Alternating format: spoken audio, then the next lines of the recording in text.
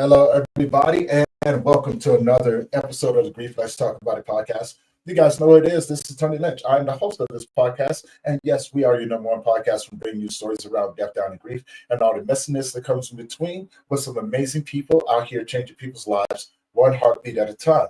Now, just a reminder, this is a live stream, so if you have any questions or comments, put them in the comment section, and we'll be sure to answer them as we go. But also, if this is your first time tuning in, do me a favor, head on over to the YouTube channel, hit that subscribe button, hit that bell notification, so you'll be notified every time that we drop a new episode. And last but not least, I have to say this is for educational purposes only, okay? Now, without further ado, guys, I'm excited to have my next guest, and please help me welcome my next guest, Renata, Russeva, to the show. Hi, how you doing, Renata? Hello, I'm so happy to be here and to be able to speak to your people, to people that follow you, because it's amazing that such a group exists. I love this. Yes. This, it's been a long time of building it up and things like that, and getting the word out, about having these conversations. And it's really important to have these conversations because as human beings, we always are going to experience some form of grief throughout our life, right?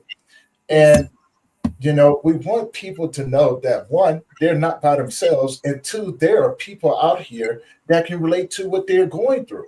Now, before we get into your journey, introduce yourself into the audience. Tell people who you are, where you're from, and about the work that you do.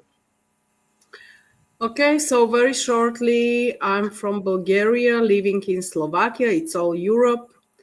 And I was entrepreneur, finishing marketing, having my shops, when suddenly I met myself with separation. And it was the first grief. And I even didn't realize that this grief is so heavy and so long. I was wearing black things and just was going to work, doing something, going back home and being very sad. And it came to one day that I met my classmate and she asked me, "Who died, Renata? Who died?" And I said, why you ask me such a question? Because you look like somebody died. And then it was like a aha moment, that I'm dealing with something really big, that I even didn't realize how deep is my sadness, my experience with this, and that I'm not able to hold this thing alone. And this was the reason that I went to my first therapy.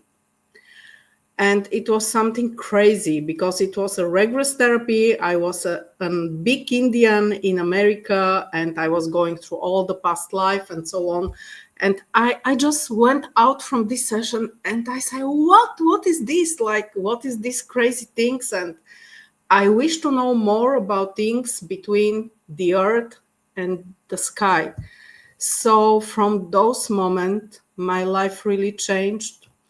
And I sold everything. I sold 5 shops on wholesale, and I have studied for 5 years many different techniques, and I was searching for a way to help myself really out from this grief, from these things.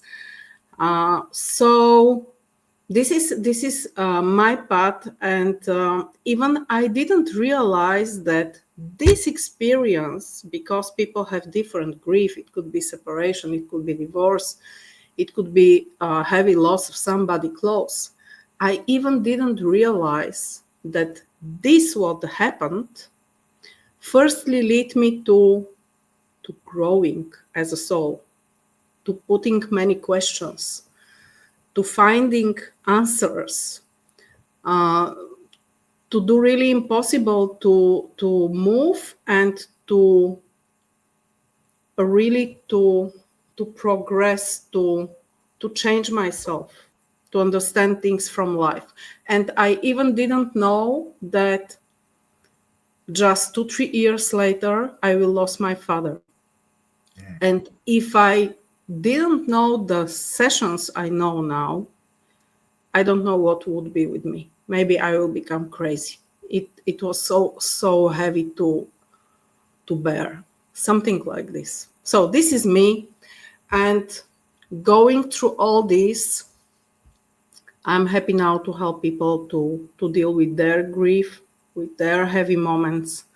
And I have hundreds of stories of my clients, but I'm here today just to tell you about my story, and to tell you that really I understand you.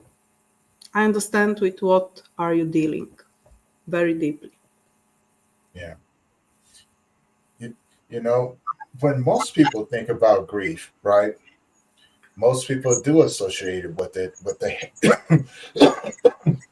with the with the heaviness of loss, right? And that can be, if a person's not familiar with it could take us to a place of unknown, right?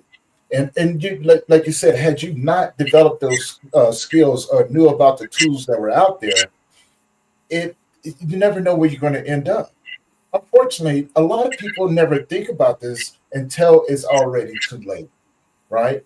No one wants to have these conversations behind it. No one wants to think about losing someone that you love, or maybe a close friend, maybe a pet. No one wants to think about those things. Unfortunately, that's not how life works. We know this, right? How let's go back a little bit because I want to talk more about your dad, right? And how did you navigate that loss? Because I you had a pretty good relationship with your father, right? So how did you navigate that loss? Uh, sometimes the losses are sudden, but Mhm. he was ill. He got really heavy illness. I don't wish to talk closely about this, but we all knew that there will be one day that he will be gone. And this is even heavier to bear because you are living with this. We see how this person disappear slowly, and you cannot do nothing. This is a destiny. This is everybody, every soul has his time on this earth in this lifetime. And it was really very heavy for me. I was not able to sleep. I was not able to eat, to work normally. I just was thinking how to help him, how to help him, how to save him. And I was connecting him with different healers and medications, and I was traveling to took some medications for him, but nothing helped. Nothing. Mhm. It was just like it's not meant something to help. And then I was already a therapist and was working with clients with different topics, and I was I was I became clairvoyant because I really work hard on myself, and I was able to talk with souls and even to do session with souls. And one day it was like, why I don't call the soul of my father and why I don't talk with her about what he needs. And I just made this meeting with his soul. I call his soul, I invite him, and I ask him how to help you. Tell me how to help you. What can I do for you? And he's told me, let me be, let me go. Like he was angry. I have next incarnation. I'm in delay. I have to go. Just let me be. And he went away. So in those moments, I understood that I'm going and doing against his free will, against what is meant to be, that I'm stopping him with my strength, with my love, with my everything, with every cell of me. I'm stopping him to go away where he has to be. It was a very strong experience, and I even was feeling guilty why I'm stopping him, why I'm doing this. that it is selfish, that I'm thinking just about me, that I lost him, but he has his way, and we many times we have to respect this. So I went to deep acceptance of what is his free will, and I let him go. So 1 month later, we lost him, and I was in need to do 7 sessions. Usually, when somebody lose somebody, I need 1 to 2 sessions to work with him. But I was in need for 7 sessions to can overcome this and to can go back to work and everything. And everybody has his time that he needs to grieve. Every religion has different ways, different practice, different origins how to deal with this. And it's our free will, how long we need to grieve. And my mother was having also heavy days, and she said, I wish to grieve, let me grieve, I wish to grieve. And it took 8 years for her, she to became back the person she was, to smile, to watch movies, to dance, to watch concerts, and now she's one happy person. But it took really long. You know, thank you for sharing that because I talk with a lot of men. Also, I talk with a lot of women as well. And there's a fear of letting go of someone, right, when they pass. Trust me, I know this. I was guilty of that myself. Okay. So I'm not perfect. It took me a long time to get to where I am. And what ended up happening, um, and I'm going to talk about my worst loss. My worst loss was always my son. Although I've lost my parents as well. Now, that's not to diminish or take away from anyone else's loss, because it depends on what that person's relationship with that individual was. This is how it affects you. For me, although I've lost my parents, I lost my younger brother. My worst one was always my son, because there was a loss of identity, right? The father that I was. There was the loss of a future that I thought I was going to have. There was there was a loss of the reality that I lived in. And so when my son passed away, I was for the first 2 years I was in a state of shock, disbelief, you know, wanting someone to call me and say, "Hey, come pick up your son." For the longest time, for 2 years, I always waited on that phone call. Right? It was as if time never went anywhere. I always relived the day after, right? Of saying, no, this is not true. Someone's going to call me to tell me to come pick him up from school. Seasons went past, all of those different things. And I didn't want to let him go. I didn't, right? And it carried over, till when my mother passed away. And I didn't know what to do. I didn't know how to navigate it. I didn't. I didn't even know what it was for the most part. All I knew that there was this deep pain inside of me. Now the pain doesn't go anywhere. The pain is still there. I've just learned to live with it a little bit better, right? To where it doesn't overwhelm me as much. Does it still get me by surprise? Yeah, it does. you know, and so and yeah, Shai, you're absolutely right. We lose good people in our lives, and I think that's where we have our biggest struggle, because it's always like what they say: the good ones die young. Unfortunately, and you know, I didn't want to let him go, but what it did, it kept me in a state of constant turmoil, chaos. Right? I relived those things over and over. The past, and from when I was his father and things like that. I didn't want that feeling to go anywhere. I had a dream one day, right before I tried to take my life, and I dreamed about my son. My son came and visit me. And he said, "Dad," he says, "it's okay to let me go." He goes, "I'm not going anywhere, but you can't hold on to me because you need to grow too, right? And we can always have our dreams. We'll always have the thoughts. We'll always have the memories. But it's okay to let me go.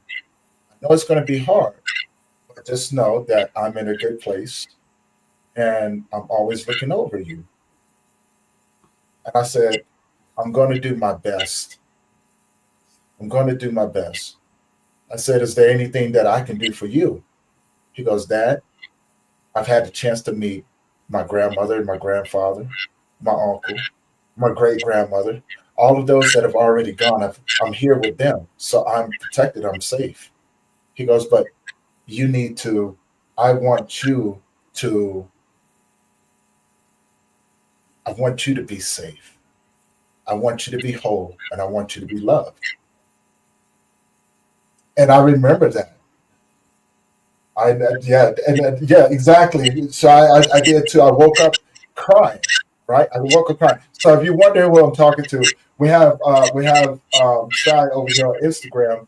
Put some comments up here and things like that. And Shy, if you have any questions for us, please put them in a comment section. And for anyone who's tuning in right now, if you have any questions, put them in the comment section. Okay. Um, yeah, no, no, Shy, we got to talk about this, okay? Because the love, we love you too much, dude. Come on now, we're gonna get you. I'm gonna get you. You better stop. I'm gonna get you. Just because I'm up here, don't mean I won't reach out, because I will. Um, but what ends up happening, Renata, is that some people will go into a deep state of depression and not know how to climb themselves back out of it. Yes. How, in your own thoughts, in your own opinion, how do we help those individuals navigate that to get them to a place of acceptance, to allow them the freedom of feeling, but also to let go of the attachment so they can learn how to breathe again, to learn how to love again, to be receptive of people loving on them? Yes. By the technique I'm using, we are going to the childhood and we are clearing the first lost, no matter what it was, the first lost. Somebody is clearing first loss of grandmother, grandfather, of pets, of any maybe toy or something that hurts him. And then the people change their point of view. And I think uh, the people who go to deep depression and cannot go out from this, there could be many reasons. Firstly, at all they don't understand the cycle of life, and they don't accept this order which is here in 3D reality, that we are coming and going, coming and going. If you remember Egyptian and many old cultures, they were building their sarcophags 15, 20 years old. They were building, they were preparing that one day they will be gone. And people like were okay with this, and their grief was maybe different when you know, when you believe, you can believe just in something that you were going personally. Many people, till they don't meet with souls, till they don't believe really that there is some life after death, that there is, the soul is energy, the soul is gorgeous part, and it's never going to die. The soul is like over lifetime, and the soul continue its path and go to next and next reincarnation, depends on what you believe. But we have to know that every soul is coming here for some time, and we have to respect the day of birth, and in the same time to respect the day when the soul is meant to go away, to go to the other side, and to go to next levels, next lives, and so on. So we have to be prepared for this. It's better to be prepared than not to be prepared. And many times people and parents and lovers, they look at the people around, the closest people, like they possess them. This is my husband, my man, my woman, my wife, my son, my mother, and I'm losing. No, it is from the other perspective, because I was studying philosophy also. And in some cultures, they say, treat the child as your guest. He's a soul that he's coming here on this earth, and the soul needs support till she grow and is able to go away and to go and live his life. Like treat like a guest, not like possession. This is first. And I prepare something for you, one very, very nice thing that I wish to read better. So not to change, and then I will tell you next things that pops up in my mind. The name of this is The Train of Life. Life is like a train, right, with all its stops, hikes, and accidents. We get on the train, meet our parents, and think that they will travel with us forever. But they get off at some station, and we have to continue our journey without them. Many passengers get on the train, our brothers, sisters, cousins, friends, and even the love of our life. Many get off the train and leave a big gap behind.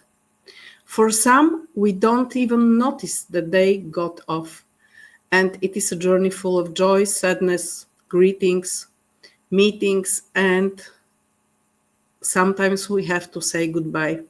Success lies in establishing a good relationship with everyone. The big puzzle is we don't know at which station we have to get off. Therefore, we must live, love, forgive, and always give our best. Because when the time comes, when we have to get off the train and our seat is empty, only beautiful memories should remain behind us, which will travel forever on the train of life. So this is like beautiful way of explanation, and we all have individual train. We are like train riders, and when everything is okay in your life, you ride your train to your success, to all your dreams, to all you wish. But when suddenly some died, or somebody is gone, or some pet, or something unexpected happens, your train stop, and you get off the train with this person, like to say goodbye or something, and you are in one moment like stuck on this station, on this stop, and you cannot continue. You cannot go back. You cannot imagine your life without this person anymore. And your train is like lost, like you lost your how to say, your path, or the point where you are going to. for some time. And now it depends how long do you need to be on this stop and doing nothing, just having a grief. And it's different for everybody. Yes. But I wish to say from my experiences as a therapist, because I work very deep sessions in Akashic records with one more my friend and therapist. And what I wish to tell one story. We are working with mothers that are saving their children's. And once we were working with a mother that the child, he's already a boy, 28 years old, he's addicted. Casinos, not alcohol, but casinos and losing money, and they pay off everything. And he's not communicating for a very long time. And we get up to Akashic records of this boy to search for the reason. And this reason was, even for both of us, very, very strange and very heavy. He was a little boy, 8 years old, and he was by summer vacation by his grandmother. And she suddenly died. And what we find out, the fragments of souls that are incarnated, the part of these fragments, and it was a big part, it was something like 80% from these fragments of the soul, they went with this grandmother soul up. And he was just 20% down as a soul. So he was not communicating, he was not socializing, he was not interested in life, in anything. He was just going and gaming. So we were able to find this 80% up, to explain them. We did 2 or 3 sessions until the soul up understood that there is a part of the soul down on the earth that is still alive, that he is not dead. He was thinking he is dead. And we was able to connect these 2 parts. They provide really very deep healing of this part of the soul, explaining what she was living down and what is the life down, and that she has to go back because it's not her time, and all these things. And now this boy is healthy, speaking more in life, working.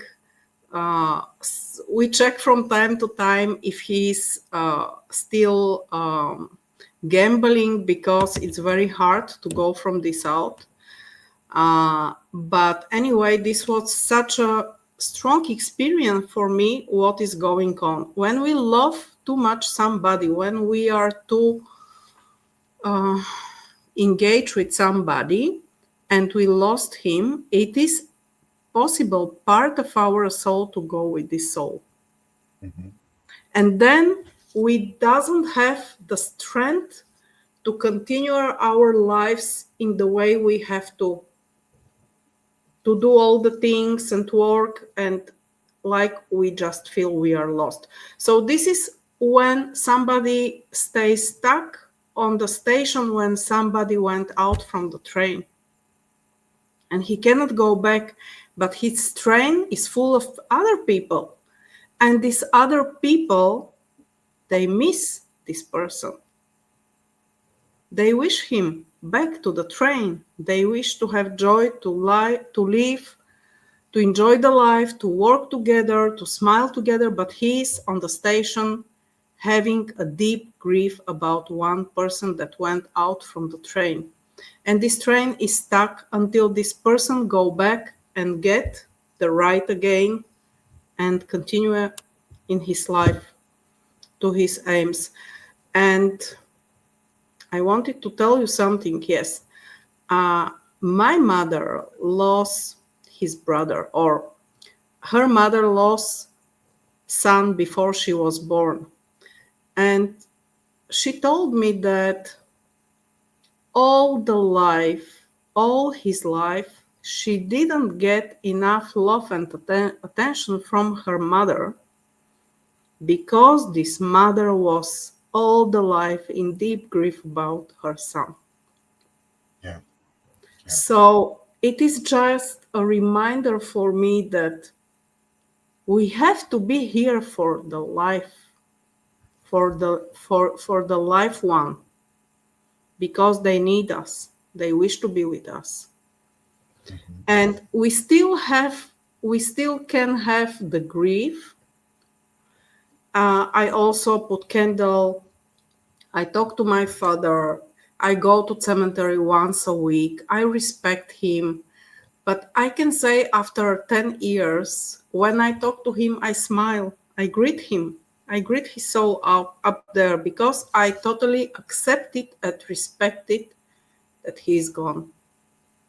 There is no other way, just we to live our lives. And for, of course, nobody from up, the souls from up, don't wish to see us struggling and being unhappy. Mhm. The souls that are already on the other side, they wish the best for us. They wish to see us successful, happy.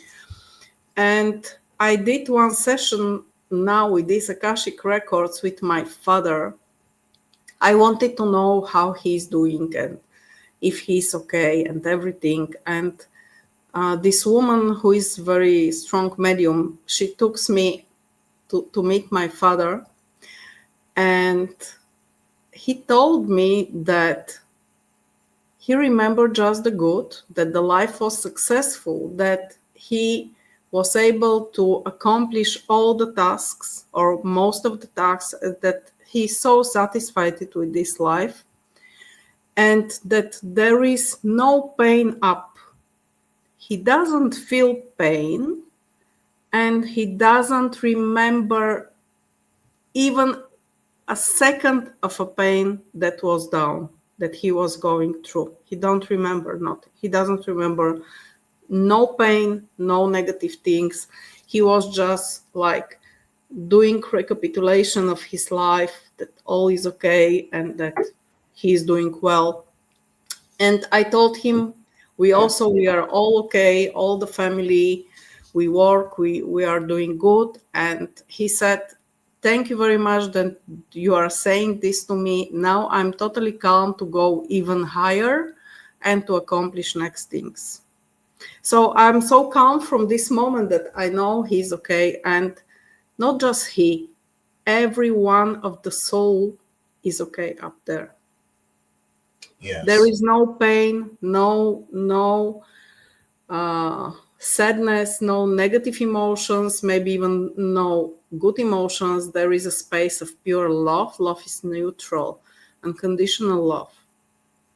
Yes. And Akashic leaders that are leading us to these sessions and therapies, they said that really we need to accept and to value and to respect the day of death, just how we respect the day of birth. We have to respect. And if there is even one person from the family that is not able to accept the death, because you can grieve, but to accept. But there are some people that cannot accept. And when there is one person from the family that doesn't accept what happened, then the soul is stuck between layers and cannot continue up and to meet with the family. So we not even with this grief hurt ourselves or with too much grief. To have a grief is okay, like, but with too much grief, but even we can hurt the soul, which cannot go away from us. The same that happened with your son, that he came to ask in your dream, please let me go. So we have to know and to learn to let go, because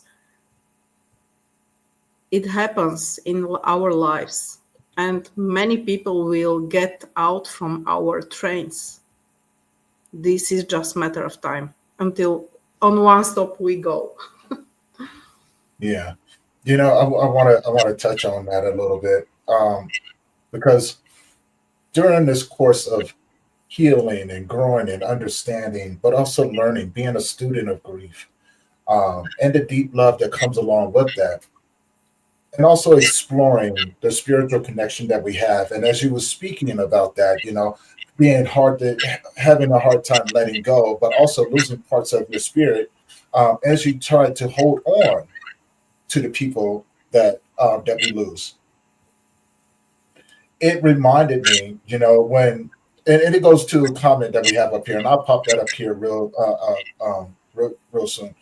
Um, this this causes us to not feel connected to people that surround us, or it often causes us to feel like pieces of us are missing because they are, right? Yes. Because they are, which a turn causes us to feel deep depression, right? Deep embedded sadness, and things like that, because there will always feel as if nothing can fill that void, but we never really put two and two together.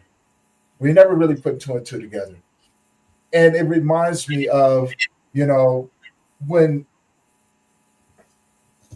we think about the soul moving on, we want so bad to move on with them, right? But we don't know how to.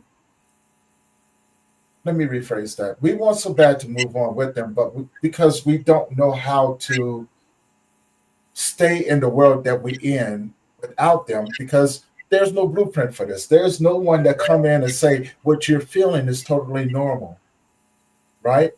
And people can say, well, it's been such a matter of time, I'm okay, and this, that, and another. But I listen to what people say. And what people don't understand, when you do this work and you become so deep embedded into it, your eyes, your heart, and your soul will reveal things about you that you're afraid to allow people to see. And I want to pop this comment up here real quick from our man Lincoln,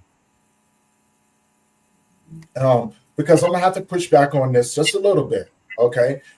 Because again, there's always a way to be able to do things. And Lincoln, brother, I love you, but he said honestly, don't think we can't do anything once they're in that deepest depression. I actually have someone that's dear to my heart that's in that stage of deep depression, fueled by a deep stage of grief. Um, so yes and no at the same time, okay, my brother. And what I mean by that is because we have a tendency of put expectations on people, and when they don't meet that expectation, we tend to chalk it up to there's nothing I can do. That's not true. That's not true. Okay. Um, yes, it is a very difficult place to be, but it is not impossible to move with it, right? And what I mean by moving with it, meaning that you can still grow, right? You can still celebrate the memories that you've had with this individual. Depression is part of it. Okay, depression, sadness is part of it. And yes, Auntie, I know it is. It's hard to move on, and I know,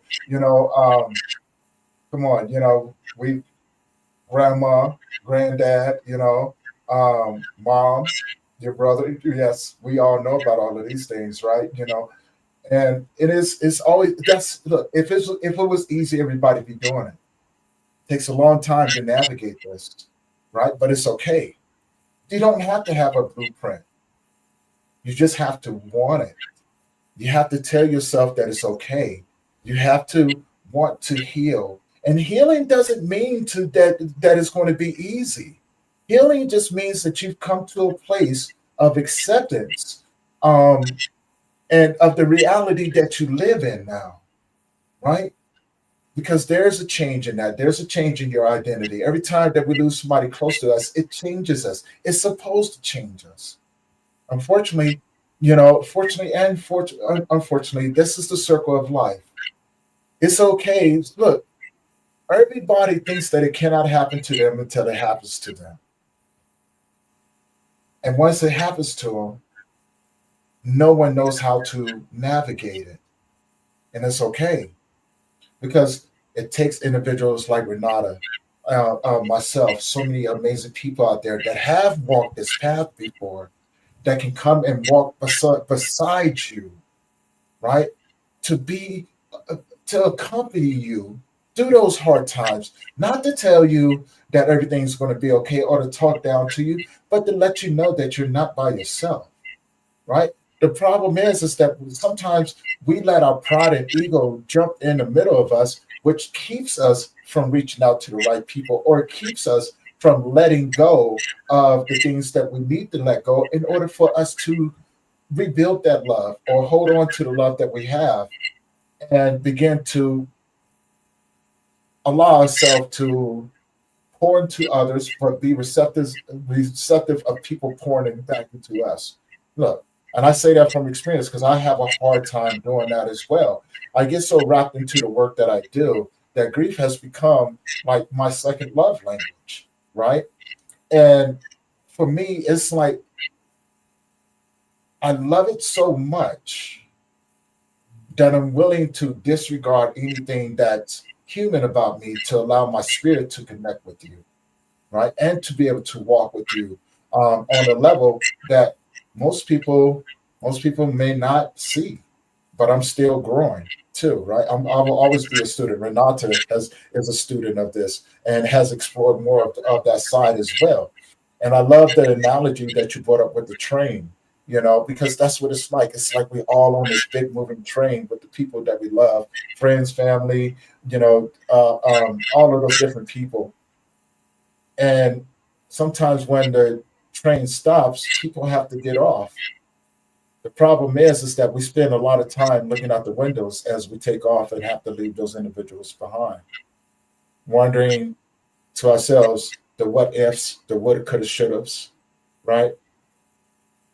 And it's kind of hard to see where the train is going after that, right?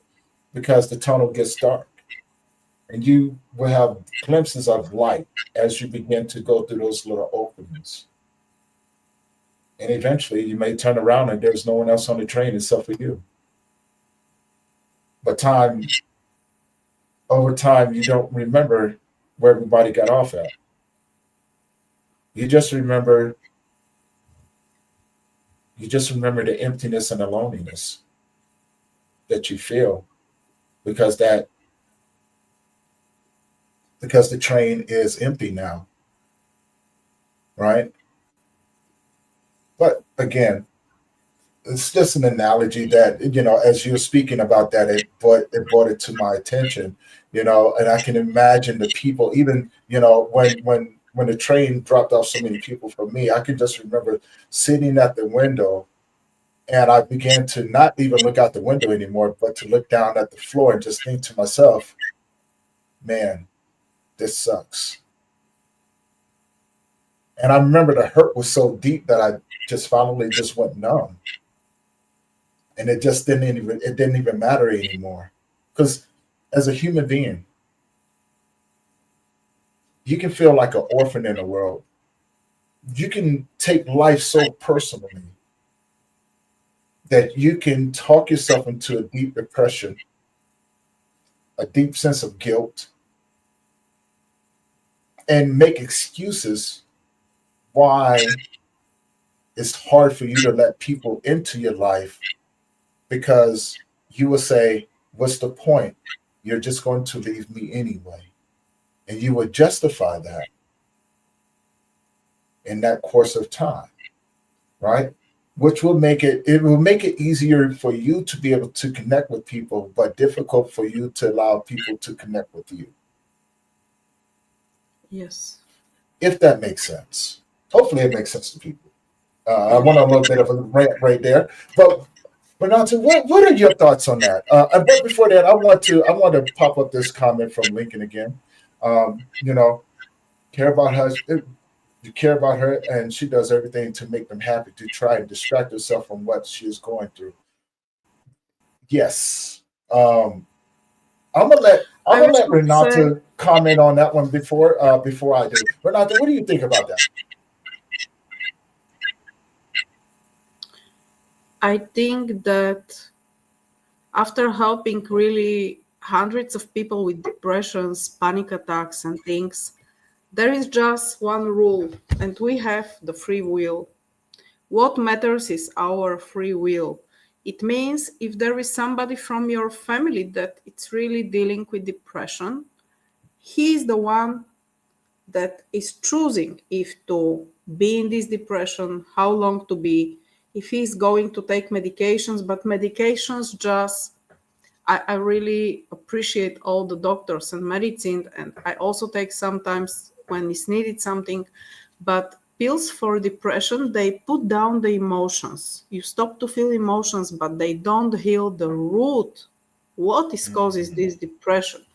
So the technique that I know and do, the deep therapies, they are going directly to the root of depression and cleaning the root of depression, and this, you just stop to be depressed.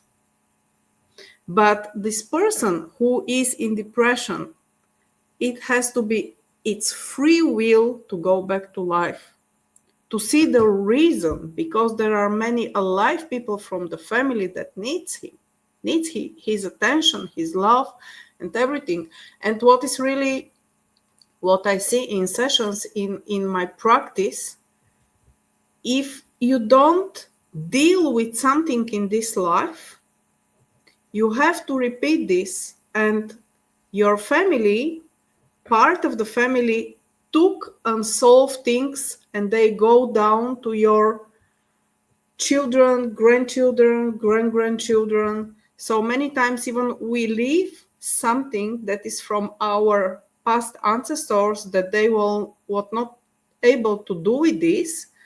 And we did a soul agreement to play the same game, to go in the same situation, and to react in other way, and to be able to go through. So for me, grief and all these experiences are needed we to grow as a soul, are needed we to change, we to think, we to put deeper questions, to understand life, to understand being here, to value all the people around and all the love and joy and everything beautiful. Because today is Sunday, it is sun outside, birds are singing, and life is beautiful, and we choose to grieve.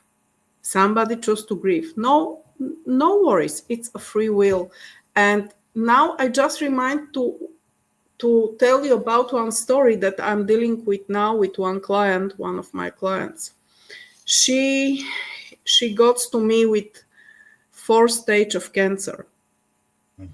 And I really help cancer patient, and we are doing cleaning the roots of the cancer. And she's a young woman, 49 years old. She has 70 years old son. And how I was going through all the roots, why she's living cancer, because cancer is not acceptance of something that is happening in your life, and even could be more reasons, more roots of the cancer. And what we find out is that when she was a young girl, her grandmother lost her uncle, lost her son, and she was seeing the pain of grandmother, of the loss of the son. And she told herself, I never in my life wish to go through this pain, never in my life. And at those moments, she changed the path of her destiny. It was so strong wish, because we have a free will. Even we came with our souls with a plan, we can change this plan in any moment. So she managed, like with this wish, never to go through this pain of losing somebody so close, to die before her parents. Do you make sense? Mm-hmm. And now she healed from the cancer, and she called me, Renata, I have some problem with the bladder. I have problem with woman things, and next and next.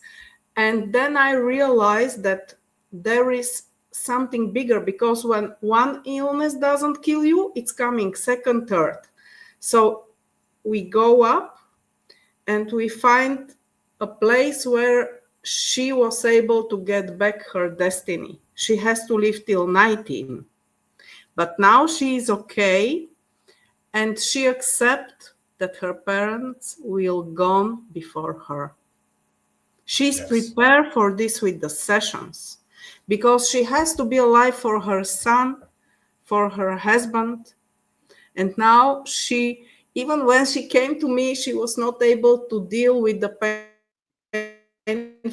from injections and all the healing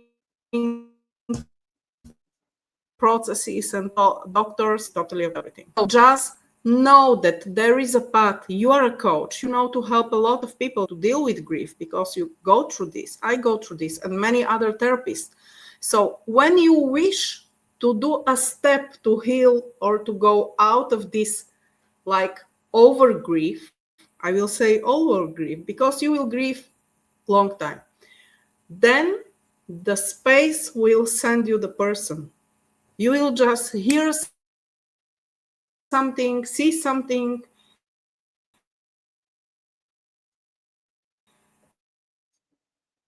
Mm-mm. meet some coach or some therapist that will. Can you hear me? Uh-huh. Uh-huh. You're starting to freeze up a little bit, but that's okay.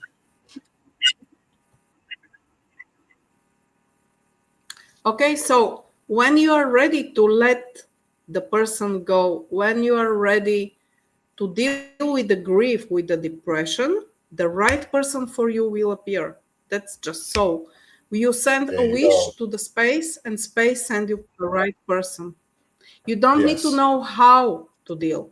You just need to have the wish to move, because when you go through anything difficult, this is just a life lesson. This is just something that make you stronger, make you to be wise and to be strong, and to know to deal with things, and to know to teach next generations how to deal with this. Yes.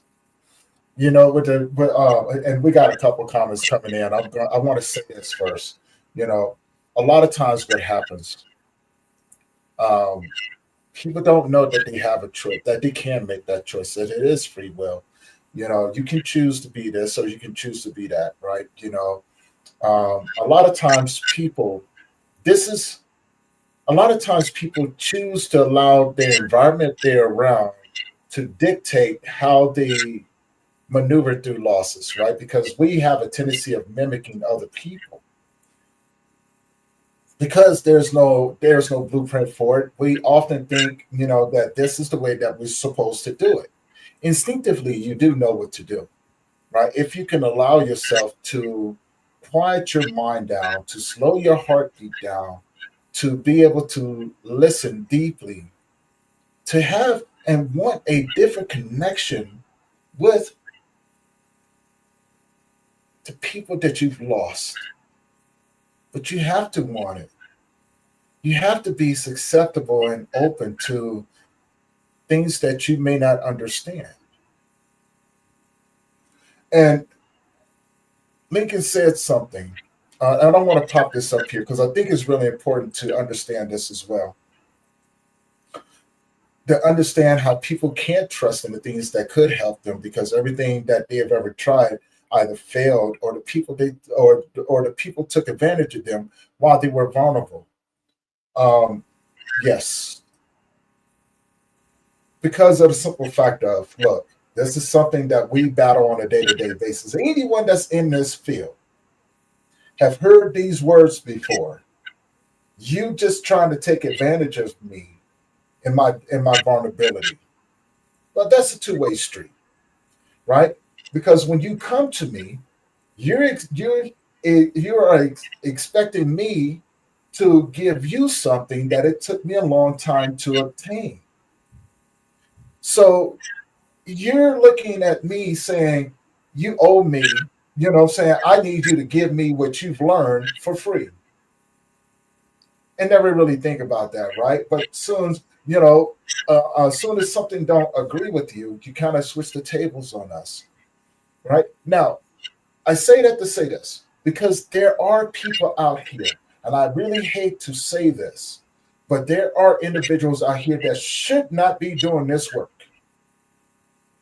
I've trust me. I've ran across a narcissist before. I've had people tell me, try to criticize me because they have X amount of followers and I'm supposed to bow down to them. I don't care nothing about that. Where's your heart? Where's your duty to service to other people? Right? Because that tells me a lot about an individual. There's narcissists in this field, but there's narcissists in every category around here. Unfortunately, you may run across these people before you get to the right people, and it will leave a nasty taste in your mouth. And then when you do meet the right person, there's more work that we would have to do in order to get to the place where your heart will allow me to be there and you can trust me to help walk with you where you're trying to get to. So yes, these are some of the challenges that most people are going to come across. And if you get lucky, right? If you get lucky, you find someone that's genuinely wanting to see you heal, but want to see you happy, want to see you successful, want to see you live a good life, to be open and receptive to love again, right? To wanting to have a smile on your face again. But again, um, you have to choose this. You have to make a decision. You have to make a decision. And that first decision is saying you need the right help. Look, when we do these podcasts, people, it's to show you that there are good people out here. That's why I always take down the information and encourage you to go reach out to them because you guys get a chance to get to know them. You get the chance to hear the things that they've gone through, hear about the work that they've done. You can make a conscious decision, right? The information is there. That's why it's there. That's exactly why it's there, right? It's to help you. It's to help you find the necessary support that you deserve from people that you know that's going to take care of you, right? So it's a way to combat those individuals out there that may not be a good fit for you, right? That may be looking to take advantage of you. Um, and so, there's always one way of helping people understand and get the help that they need and deserve, right? But it's also a great way for you to be able to ask questions for, right? To find out if these people really understand what they're really understand, but also it gives you a better understanding of what to look for out there. We try to make it easy for you, right?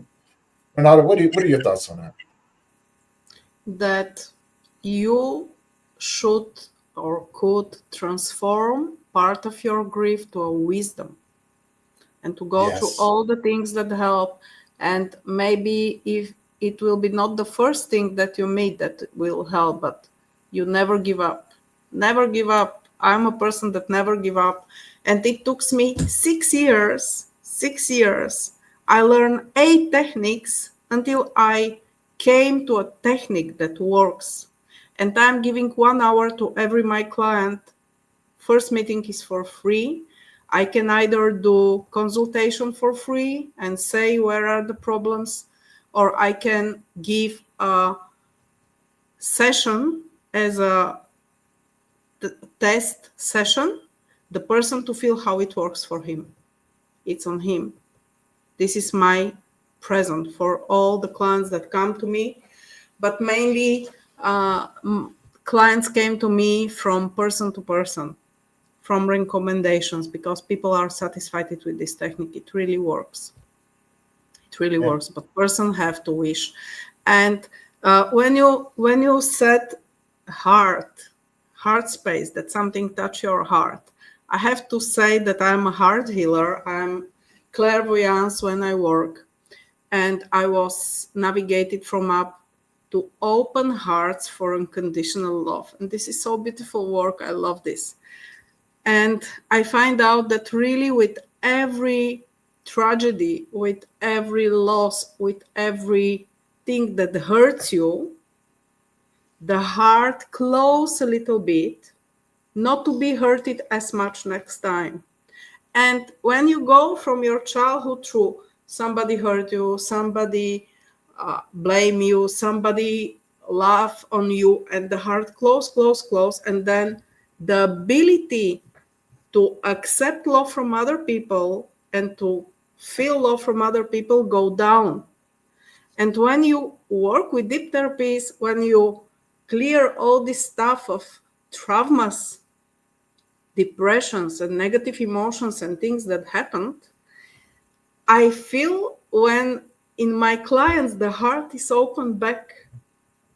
And when your heart is again 100% open for unconditional love, just as when you are a small boy, and you know everybody loves children because they are 100% unconditional love. This is what we love about them. They are clear. And you are able to become in this stage again with work on you, no matter the type of therapies or coaching or any method that works for you, it's on you. And this is that when happens something and we are in grief and depression, we have the possibility to stand up and to grow and to go for our happiness, to fight for our happiness back. Because life is really worthy. Mm-hmm. This is true. I want to touch on this because I did laugh a little bit about this, Lincoln, because you know what, I can relate to this.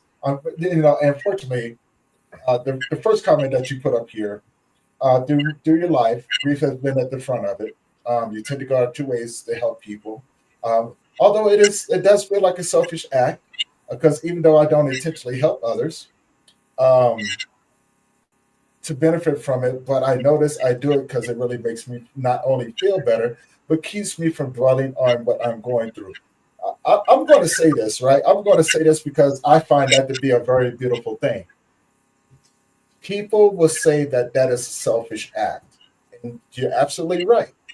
Look, all of us that go out here and help those individuals, we do it because it makes us feel good, right? We didn't choose this, it chose us. No one wakes up and says, you know what? I think I'm going to screw up my life and then I'm going to go and try to. No, no one wakes up and says, I want to be a grief therapist, right? No one wakes up and says, any of this stuff, I want to deal with it. No, we've gone through these things. And here's something that's going to touch you really, really deep. We do it.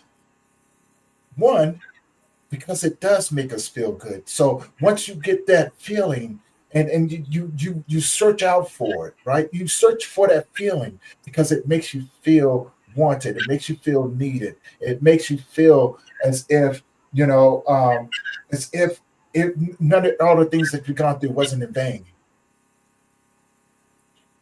We also we do it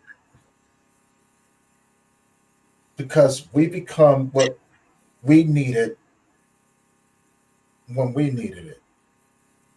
We become we become that for other people because for one we understand what it's like to have to navigate it alone. So yes, as selfish as it may seem, it can be both selfish and selfless because it takes true bravery, vulnerability, and understanding to put yourself in a situation that is potentially very uncomfortable, but you do it anyway because you see the benefit in it. That's that's what it's about, right? So you can say it either which way, but there's always another side to it. But eventually you do have to choose, right? You could choose what you want to do with it. Most people would choose addiction. Most people would choose depression. Most people would choose other things. But it takes a really, really strong individual to choose to be there for others because they understand the hurt and the pain that goes along with that. You know, so always keep that in mind. There's always another side to it, brother. You know what I'm saying? It's what you do with it in those moments. And not every moment is going to be a walk in the park. Um, and not every day is going to be an easy day. You're going to have rainy days too. This is hey, it's part of it. You know, that's just what life is, right?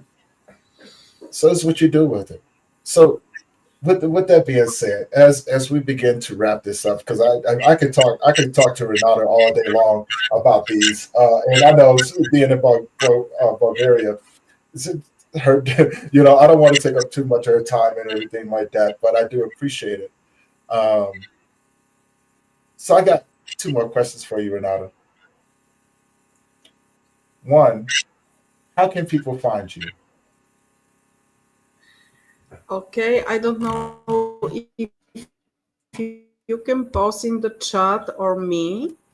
So I have YouTube channel.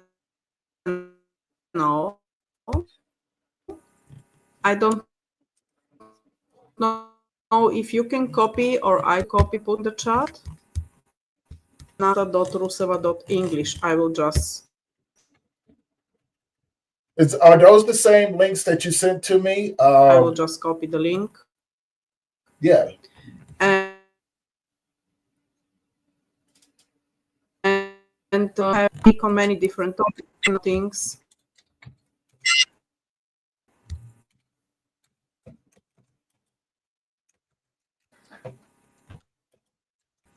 I have Calendly. Anybody can book minutes with me for free to talk with me. I can say how much sessions is needed in his personal need situation that he is. So that's all. YouTube channel with videos and Calendly. I'm on Facebook. I'm working a lot with Bulgarians, but I have space to work with English-speaking audience too. I have people around the world, really. And you are invited to also to taste how feels deep therapies. So it's really beautiful technique. I'm even teaching next therapists in Bulgarian language for now and plan to do this in English language too. I just wish to tell something to those kind men that was uh, asking and sharing his thoughts, that we are living reflections of our thoughts and our points of view. So he said, I was in grief all my life. And now he's saying somebody from his close people are in grief. It's just like reflection because the other so he can now feel how all the people were feeling when he was in grief. Mm-hmm. Did you catch the point? This is Mm-hmm. just reflection because we are not able to see ourselves. But if something bothers you in other person, just ask where this is in me, what it is showing me. And you will find that you have the same thing in you or in behavior towards somebody, but you're Mm-hmm. not able to see in yourself. So maybe when he will deal with his griefs, then this person from the family will decide to deal with his griefs or her. You Yeah. understand me? We have to Mm-hmm. start ever from ourselves. We cannot wish from other to do things that we don't wish to do or we are not able to do, or we just like wait somebody to do. We have to do this work. This is work on yourself, and this is a path of growing and learning lessons. And we are here on the earth for our path, our plan, and our lessons on first place. Then to do agreements with other souls. So this is on us, what we do with our lives. That's all. Yeah. I Okay? think the biggest challenge is that can you be can you be quiet enough to listen to what someone else is saying and then reflect on yourself to go in and begin to heal the parts of you that they've just called out. People have a tendency of saying things to people, and people will sometimes take it personally. I say if you take it personally, then pay attention because there's a part of you that you need to work on.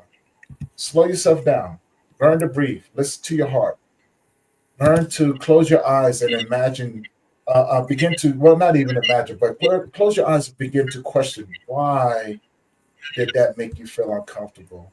Why did that make you upset? And then begin to do the work. As Renata just said, you have to do the work. No one else can do the work for you. We can only guide you, put you in a position to be able to develop those tools, but you have to do the work. You have to do it. It's not no one else's job to heal you. Our job is to help you get to a place to where you can find the paths of healing.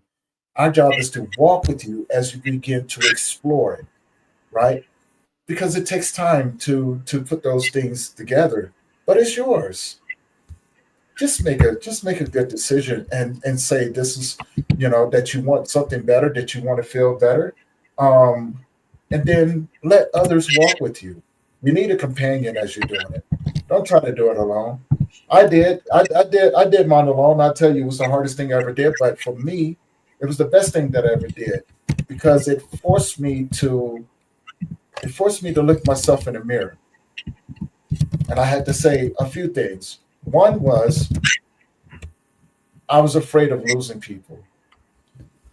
Two, I was afraid of being hurt. Three, I was afraid that I was going to go out and do the same thing to other people. I didn't want to do that anymore. And then the last one, I was tired. I was tired. I was sick and tired of being sick and tired. Mm-hmm. And I knew I wanted more from that. So ask yourself a few questions and stuff like that. But here's something, and you guys have heard me say this again. And most of this is going to hit people in a deep way. Um, but that's what it's for. It's a quote. And the quote says, our biggest fear is that when we look at people and people look into our eyes, is that they see us the way that we see ourselves when we look in a mirror.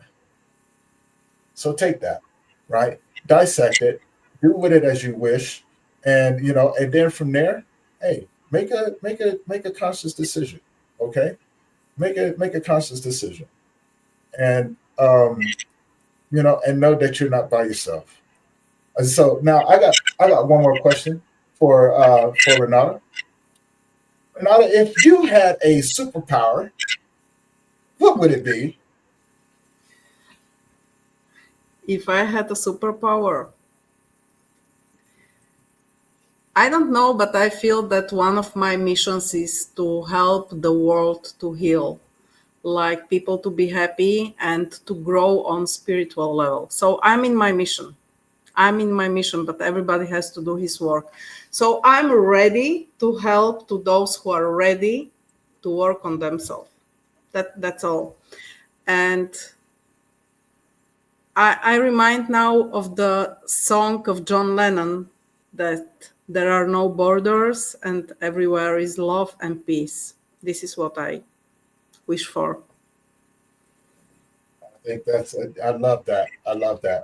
Now, one last thing for you, Renata, before we close this thing out. If you could leave the audience with something, what would you leave them with?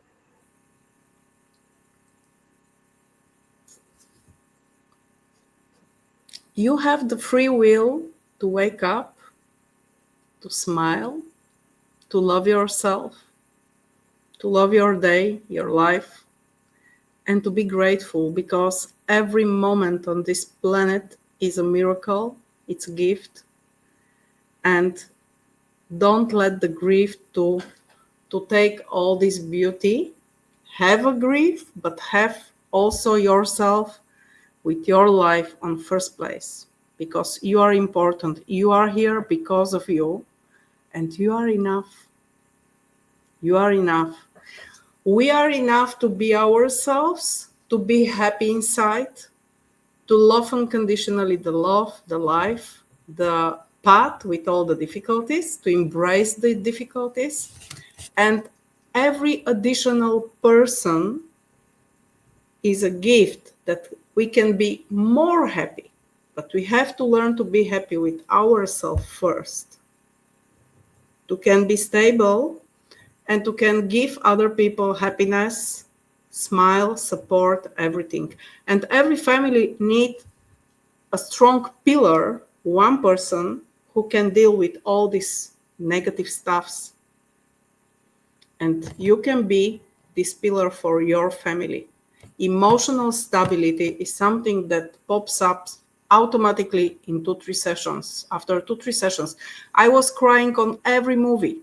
And now I'm so emotional stable that nothing from outside can shake me. Nothing. Or if I'm able to deal with this fast and easy. So just make your grief, be in grief as long as you need, but know that there outside is alive. Your train is waiting for you with all the people inside that are alive. Enjoy the people till they are alive, and enjoy the life till you are alive. Maybe this. Love that. For everybody, if you're wondering what I'm doing, I'm putting the contact information here for Renata.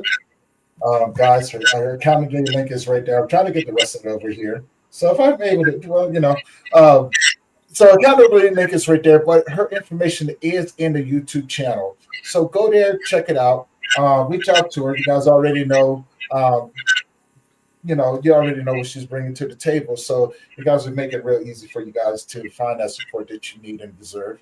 Okay. And Renata, again, thank you for being on the show today, having such an amazing conversation, sharing your knowledge, your wisdom, and your heart with us. And for everyone else who has been tuning in on Instagram, Facebook, LinkedIn, on all the platforms and everything. Thank you guys for allowing me to keep bringing these amazing people and keep having these conversations with these individuals to you guys. And with that being said, guys, do me a favor. If you have not already, do me a favor, head on over to that YouTube channel. Hit that subscribe button, hit that bell notification so you'll be notified every time that we drop a new episode. Maybe these conversations aren't for you right now, but maybe you know someone who can benefit from the conversations that we have. Do me a favor, share this along with them. And with that being said, guys, thank you again. I love you. And we're going to see you guys in the next one. Have an amazing day. Peace.